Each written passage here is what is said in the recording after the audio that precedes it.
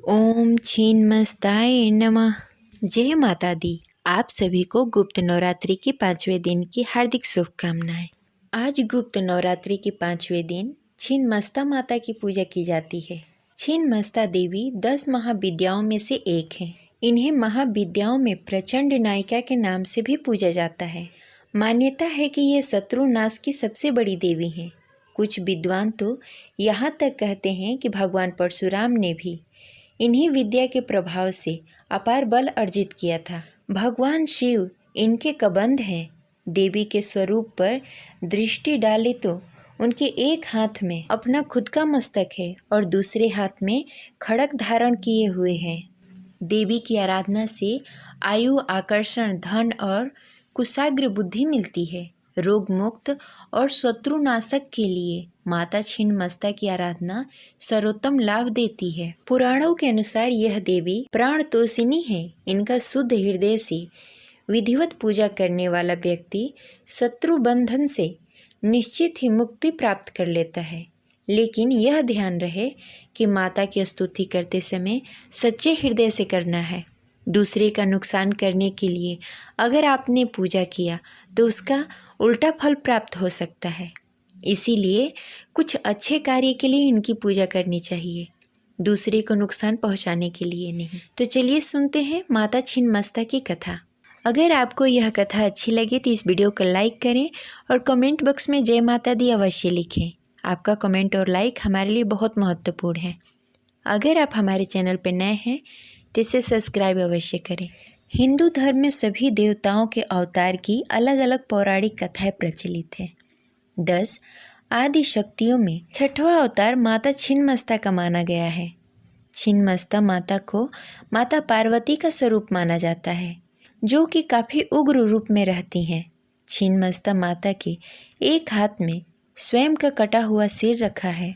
मान्यता है कि जो भी भक्त सच्ची श्रद्धा से उपासना करने वाले भक्तों की सभी मनोकामनाएं पूर्ण होती है। जीवन में सभी कष्टों का निवारण होता है। चलिए जानते हैं माता पार्वती की छिन्नमस्ता माता के स्वरूप की पौराणिक कथा। एक बार माता पार्वती अपनी सहेलियों के साथ भ्रमण पर निकली। इस दौरान माता पार्वती रास्ते में मंदाकिनी नदी में स्नान करने की इच्छा हुई। माता पार्वती ने अपनी सहेलियों से भी स्नान करने को कहा, परंतु दोनों ने स्नान करने से इनकार कर दिया और कहा कि उनको भूख लग रही है। इस पर माता पार्वती ने उनको कुछ देर आराम करने को कहा और स्नान करने चली गई। माता काफ़ी देर तक स्नान करती रही। इसी बीच दोनों सहेली कहती रहीं कि उनको भूख लग रही है, लेकिन माता ने दोनों की बात को अनसुना कर दिया। इस पर दोनों सहेलियों ने माता से कहा कि माँ तो अपने शिशु का पेट भरने के लिए अपना रक्त भी पिला देती हैं, परंतु आप हमारी भूख के लिए कुछ भी नहीं कर रही हैं। यह बात सुनकर माता पार्वती को क्रोध आ गया और नदी से बाहर आकर खंडक का आवाहन करके अपने सिर को काट देती हैं, जिससे उनके धड़ से रक्त की 3 धाराएं निकलने लगती हैं। 2 धाराएं दोनों सहेलियों के मुख में गिरती हैं, तीसरा धारा माता के स्वयं के मुख में गिरती है। इससे सभी देवताओं के बीच कोलाहल मच जाता है, जिसके बाद भगवान शिव कबंध का रूप धारण कर देवी के प्रचंड रूप को शांत करते हैं। तब से माता पार्वती के इस रूप को छिन्नमस्ता माता कहा जाता है।